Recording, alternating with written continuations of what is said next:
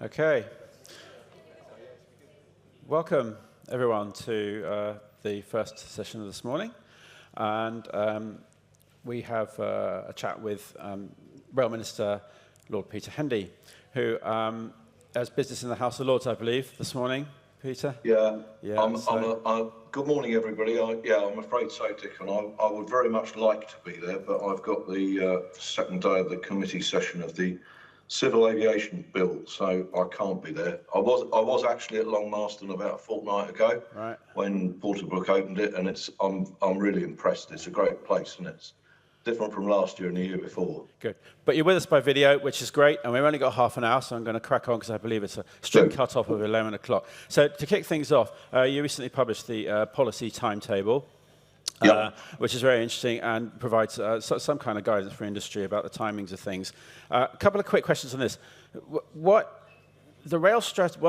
maybe raised eyebrows a bit was the rail strategy publication isn't until autumn 2027, discussion paper starting this summer. But why is that so far off? And shouldn't that come a bit earlier, given that it's a kind of big, broad strategy? Well, look, I think it's really important that let's say the first thing, when we set out that timetable with all the document which refers to all the different documents that need to be done, that's in order to give people much more of a clue about what's underneath the bill. Now, I agree with you that the rail strategy document is really important, but I think that it's going to require quite a lot of work because the national railway system has not had a strategy for more than 30 years. Actually, if you think about it, successive governments since privatisation have left the development of the railway market, the railway infrastructure and the network largely to the hands of fate. And I think it will take a lot of work to do. If I think back to TfL when it was formed in 2000, but from memory we started the Mayor's Transport Strategy really quickly, and I still don't think that got out till 2002 or 3. So if it's going to be a meaningful document, it's got to be a good document. It's also got to be consulted because people who you've got with you in the room, including you and all your readers and everybody else, also need to have an input into what they think the railway should be doing over the next long-term period. So you're right, it should be quicker. I doubt it can be, but if we can get it quicker, we'll make it quicker. Okay. What is the constraining factors that's making this policy timetable move at the pace that it's moving? Well, some of it is just resource. There is a lot to do. If you look at that great list of documents and policies and so forth that need to be set out, there's some big areas that need to be sorted out so that they work for the railway industry. The access and charging mechanisms, the third-party retailer stuff, and it's quite intricate. And you know, frankly, there is a limitation to the number of people who can work on it because they can't be done by highly paid but unknowledgeable consultants. It's got to be done and discussed with the industry in order to move forward. But I'm not daunted by it, and I hope nobody in the room is daunted by it. It's an opportunity to revisit some systems, methodologies, policies, and the ways of working that haven't really been revisited for more than 30 years. And I think what that list of documents tells you is this is a really major change for the railway and the biggest change for over 30 years. So we do want to get it as right as we can for the first time. Okay, I'm going to come back to some of the more specifics about fares and things like that shortly. Sure. But you know, one of the things that, yes, it's a big, massive change. More than anything, it's a big, massive change for the people who are working in it. And when you bring all those organisations together, it's going to create one really large organisation, like one second biggest, I think, in the UK, probably. Yeah. Fourth biggest in the world, I hear. Something like that. Anyway, it's probably I didn't know that figure. But, it's big. It's big. Yes. And we're looking at, what, 100,000 people? Yep. Right. Now, is it going to be 100,000 people? By the time you brought all those together, and one of the aims of this, the whole process, was to try and eliminate duplication and things. Realistically, what kind of workforce size are we looking at? What kind of saving are you maybe hoping to make on that side of things? So the first thing to say is that actually the railway industry still employs far more people than that. And if you look, after all this is done, 60% of the of expenditure on the railway will still be in the private sector, including, my guess is, most of your audience. So those people will be contracting with a different organisation, but they'll still be where they are. In respect to GBR itself, many of those people are doing operational jobs, and actually there are some long-term changes we need to make about how the railway operates, but it doesn't largely affect people like drivers, and if you've got a career in signalling, engineering, Network Rail have made significant changes. So I don't think they'll see an immediate action. Probably the most affected group of people in the next 2 years or so are management, where we've got to recast the management structure to have integrated railways on a route and regional basis. And what I'd say to them is that actually, people don't like change generally, and actually I recognise the nature of the real vocational commitment of many people in the railway. But actually this will be a change for the better, because it will enable us to sweep away the methods of working that say, well, I only make a profit if I do something that makes me marginally more money, even if the service to passengers is worse. And I think that actually it is a real opportunity for people to come together and deliver a better railway for the benefit of passengers, freight and the taxpayer. And I think some of the change will be really exciting. Actually, I won't go on about it now, Dickon, because we've not got enough time, but nearly every job I've had in my career was created through organisational change, and it's a means by which younger and committed people go places in the railway, Okay. Now, thinking about the policy timetable there and GBR becoming established, I think it's October 27, roughly. Yeah. So thinking about that timetable, when will passengers start to notice real improvements, and in what? So look, you all know better than most people, we don't have to wait for GBR to be formed as a corporate entity to make the changes we want about a better railway. So the integrated management of Southeastern, Southwestern and Anglia is already there. West Midlands is just about to, I don't know whether West Midlands is announced or just about to be announced, I can't remember. But we're already doing that, and we don't need GBR to be a corporate entity to achieve it. And my aim with that is that we can bring forward the improvements that result from managing the railway better on a local basis. They don't all start from the same position. Anglia was good in private ownership. Jamie Burles spent a bit of time at Network Rail. He's back running it again with infrastructure experience. Steve White's been in charge of South Eastern for quite a long time. It runs quite well. Doesn't say it couldn't run a bit better, but he's on that. And Southwestern, we inherited a place that was frankly not in a good state, though Lawrence Bowman's managed to get half the Class 701s in service, and we inherited it with only 6. But there's quite a lot of work to do in Southwestern, if only because the way that the drivers and guards are rostered, it destroy it. If the service is effective for anything, it's all effective for the rest of the day. So we're inheriting different things in different states. But the other thing is this, which is really important: we can, for the first time, set contractual niceties aside. I talked to Steve Murphy yesterday, who's running the National Performance Board. If we reduce cancellations by 0.5%, if we can get T+3 up by 1%, the revenue effect of that is nearly 200 million a year. That's bloody brilliant. So if we bring people together they can leave their previous contracts behind, which sometimes paid people to drive trains into infrastructure delays and congestion. If we can run the railway better, we can improve revenue and reduce costs, and we can start that now, and that's really what we're doing. Okay. I mean, when we're talking about performance and revenues and costs, we've had some recent Avanti cuts and things. To the timetables. Can we expect more like that? And I'm asking because, of course, that's one way that you can increase performance at the cost of service frequency. Can you are there going to be more like that, and can you guarantee that any performance gains won't be at the cost of service frequency? Well, look, the things that people are referring to are the summer reductions over a 6-week period, and some of the train companies have done that this year, and interestingly, some of them haven't. If we can get revenue up, there's no in holiday periods, there's no need to reduce the service levels, but we're only practically doing what a clever business would do, which is that if you've got less custom, you provide less service for it. I have no intention of reducing train services in general, but I think on commuter routes, when there are less commuters when they go on holiday, I also think that we need to tailor services probably on different days of the week in certain circumstances, because actually peak commuting is now Tuesday, Wednesday and Thursday. Friday's almost moving into leisure time, and Monday is coming back, but not as strongly.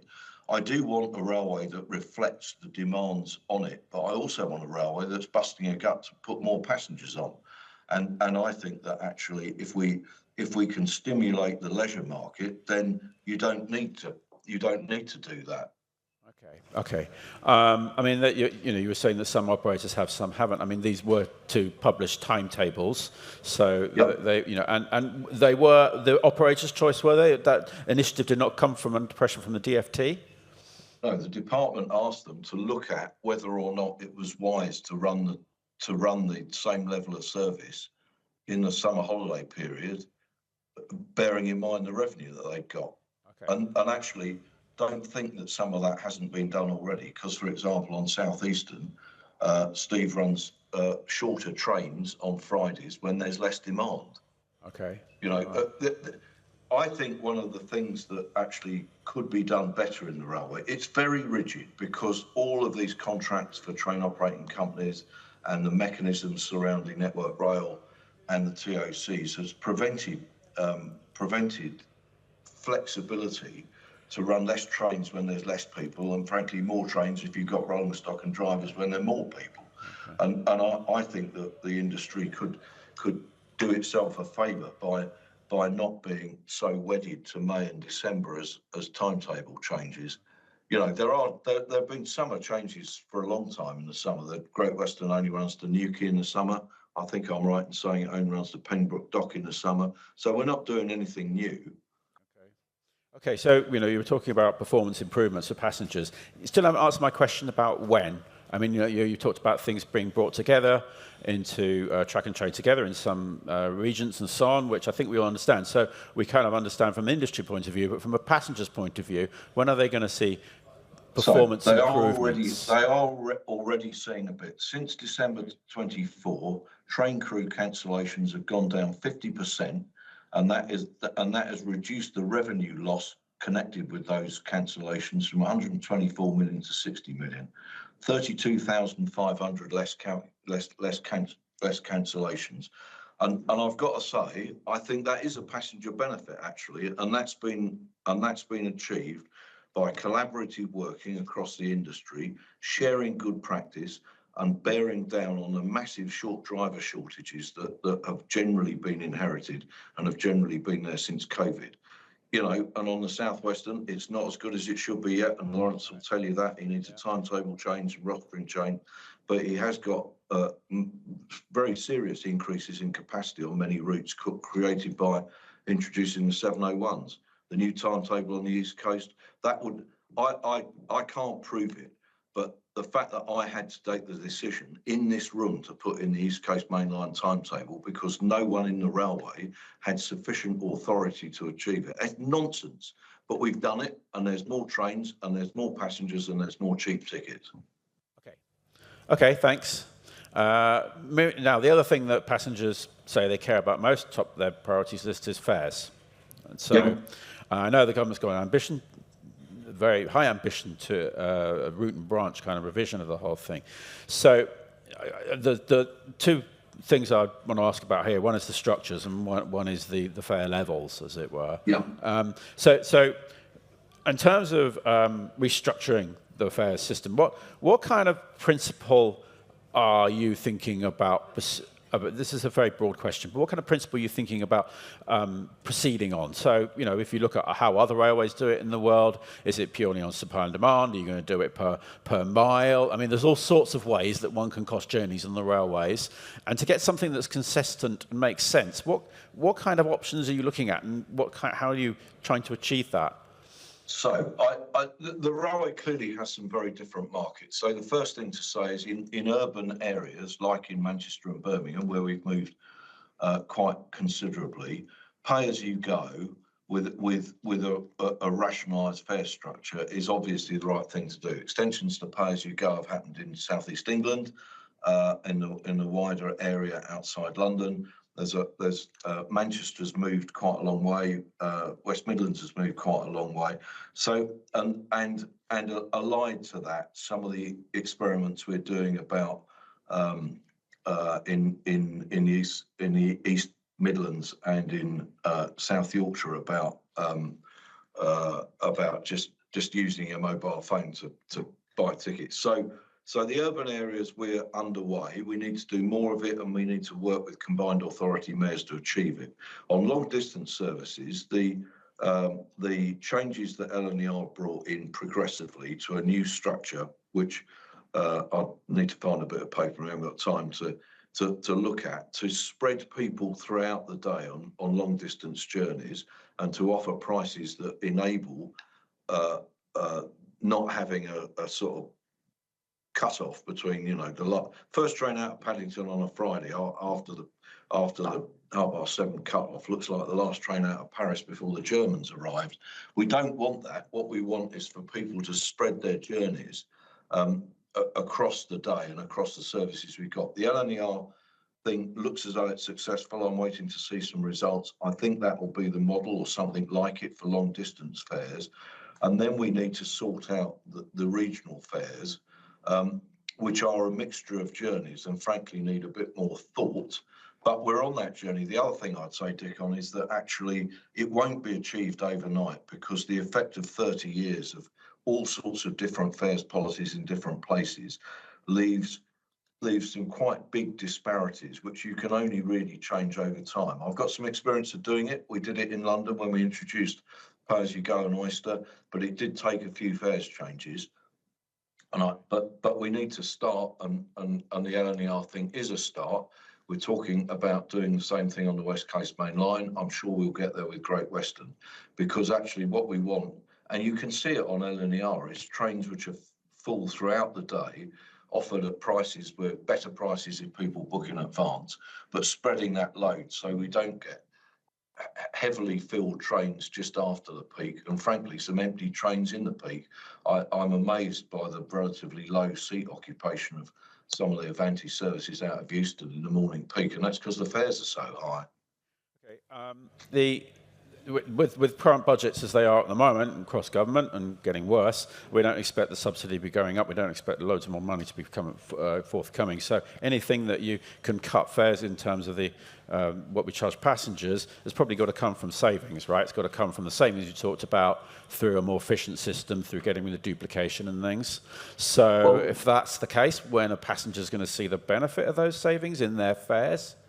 Well, I mean, actually, it's not just through that means, because the Chancellor's decision to freeze rail fares this year as a quite a big contribution to the cost of living from the national economic angle was something that I doubt many of you or many of your audience expected, and that's a real contribution. So there are other ways of doing it. But look, the truth is that actually there are two ways of producing a better result for the taxpayer. One is to reduce costs, and the other is to drive up income. And that's why I made a point of telling you about what happens in the fare box if you improve performance, because that's material. If we can continue to reduce cancellations and get T minus 3 better, then that 200 million a year will make a big difference over a long period of time.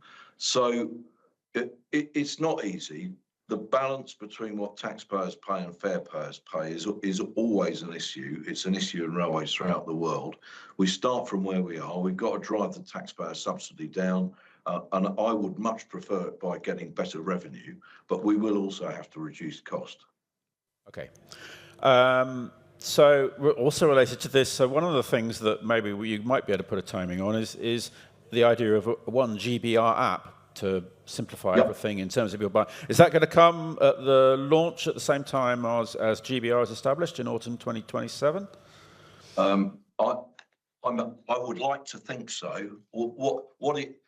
How good it is and what it does is quite an interesting question, because we've got an app for every one of the train operating companies. They're all different. They all look different. They all work differently.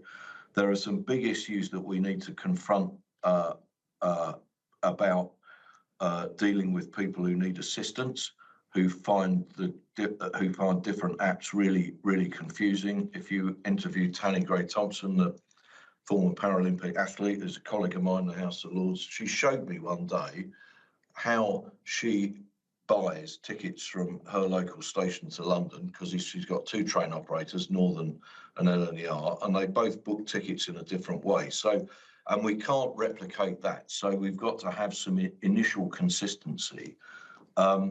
But I would like to see it around the time that GBR becomes a corporate entity, because I think it's one of the things that most deters people from travelling and buying tickets from the train companies, which is the difference in all their apps. Okay. We hear a lot of lobbying at the moment from the various other ticket providers to ensure that there's what they call a level playing field, and I think that's part of the policy document series. So that'll be handled in a separate policy document to come. Yes, there is, and that document is being done by the ORR, because we have to have somebody independent to do it. I want the third-party retailers to feel both bound into this, bound into reform, and be able to do their business in a consistent way. And there's one very big one and a lot of quite small ones. We have a duty to them to make sure that their businesses can survive and prosper. And if they're good at selling railway fares, they'll fill up the seats, won't they? Which is revenue. So, we're not thinking about GBR as a sort of mad monopolist in this space. And it is important to have a set of rules which give them both confidence and credibility that we're looking after them as well as looking after GBR. Okay, just quickly on the last thing that passengers, top priorities for passengers. We covered fares, we covered performance. Another that comes up very high is safety, and seems to be rising at the moment. And this is our latest issue, which looks at women's experiences on the rail, and our question is safe space. How can we make safe spaces on the rail safer for women? For example, a lot of when women report things, they look up the CCTV. Turns out the CCTV isn't there. There's no obligation for the CCTV to be ensured that it's filmed. Maybe we should have a guarantee on it. Is that something you consider? It's really important. I admit I've got your latest edition by my bedside. I also admit I haven't opened it yet, but I'll look at the front cover. But there you go. I bought it anyway. Look, we have to make people feel safe on trains. We are working hard at it. I think it's not acceptable that CCTV doesn't work as often as it currently does. And actually, I've talked to Alex and Andrew Haynes at DFTO about getting in some far more rigorous standards about making CCTV work, and about the images being available in order to deal with things, because that's the other issue there, which is that I've had letters from people who say, well, the CCTV did work, but by the time they looked at my issue, it had been wiped or recorded over, and that's no good either. Lucy Dorsey, the Chief Constable of BTP, is right on with safety of women and girls is one of her top priorities. You'll have seen the first prosecution of somebody a few days ago under this new legislation, which enables a prosecution for people who claim that they're just having a bit of banter but are actually harassing women. I think that's a real step forward. We have to do everything we can, and included in that is better station design, better lighting, and the ability to tell people. I know that people find that exaltation to 60106 irritating, but actually it's worth replicating on trains, because sometimes people are not familiar with travelling by train and do want to say something to authority about what's happening to them. Our next session is on this very subject, so if people are watching this, good. So, and I'm pleased you covered it as well. Right. I've got one more question, but I'm just going to open it up to the audience now to see if there's have we got a roving mic or something? Is there any questions here? Yeah, front one. Try and keep it brief, please, Steve, because I want to get one more in before we finish. Hi, Peter. Steve Neighbour, Network Rail. How do you think we should balance what we get ready and for day one of GBR October 27 versus the nice to do? What's your guidance on how we balance those two things?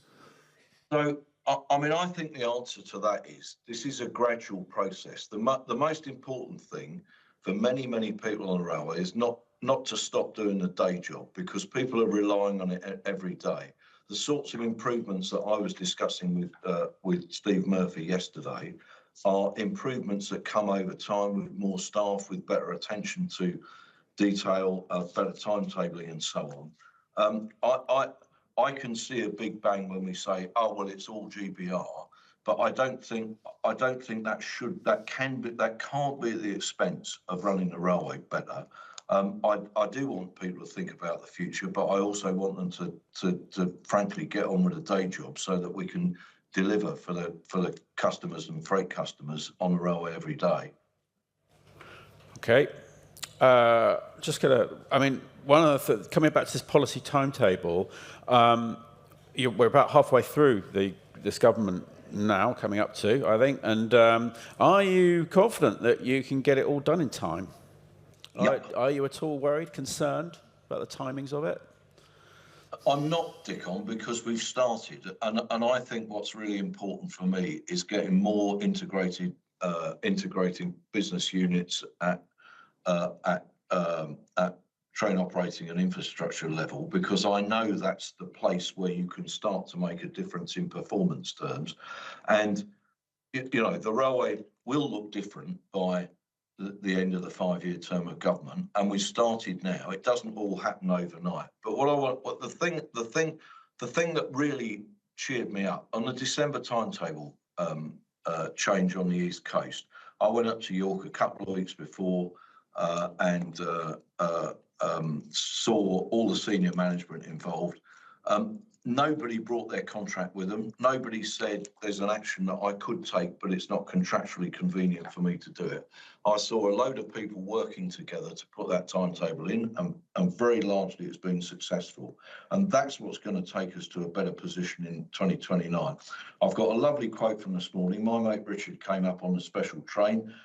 He sent me a very handy WhatsApp that said he was sitting there, somebody who said, quote, "I've gone down the right channels to cover my arse." That is the sort of thing that's happened on the railway for over 30 years. And I don't want people to cover their arse. I want yesterday's failures to be discussed today so that they don't happen tomorrow. And that's what will get us to 2029 in a better railway. Okay, 2029, we might have a different government. So my next question is, what would a reform government, if we were to get in, do to the rail industry? Well, I've no idea. I'm the last person you want to ask that question. But look, I'll tell you this, which is that the last substantive Railways Act was in 1993. I think nobody is able to tell me what we should have done instead, apart from what we're doing now. And if we can make the railway run reasonably well, and if we can prove that the people who work on it are producing a decent service for passengers and we're increasing freight by 2029, I want the railway not to be something that any future government, whatever colour it is, will say, oh my God, it's gone wrong and we need to fix it. Because you'll recall that actually the railway's been... it wasn't this government that commissioned Keith Williams to look at railway reform. That started in 2018 and it's now 2026, and we'll only get GBR as an entity in 2027. So my my long-term test is to make this work sufficiently well and keep on with the improvements that I've told you about, which Steve Murphy's busy pursuing with a whole groups of people, so that in 2029, whoever is in government says, yeah, the railway's all right, we'll leave it like it is, and we'll just want it to get better still. That would be a good thing. Okay. Well, how do you think things might change under a Labour government led by Andy Burnham? Oh, well, I'm not into it. There's a by-election today. Let's see what happens, shall we? My nose is on the grindstone to get. Well, today it's on the grindstone for the Civil Aviation Bill. Second reading of the Railways Bill in the House of Lords will be early in July. I'm very confident of that. And frankly, I don't think if there is a new Labour leader, I don't think they'll change a policy which is still very popular with the public, which is improving our railways and putting it in public hands to deliver a better service. Okay. Thank you very much. A few seconds over. I hope that's not a problem for you. Thanks for joining us. See you. Thanks ever so much. Thanks everyone for coming. See you soon. Cheers.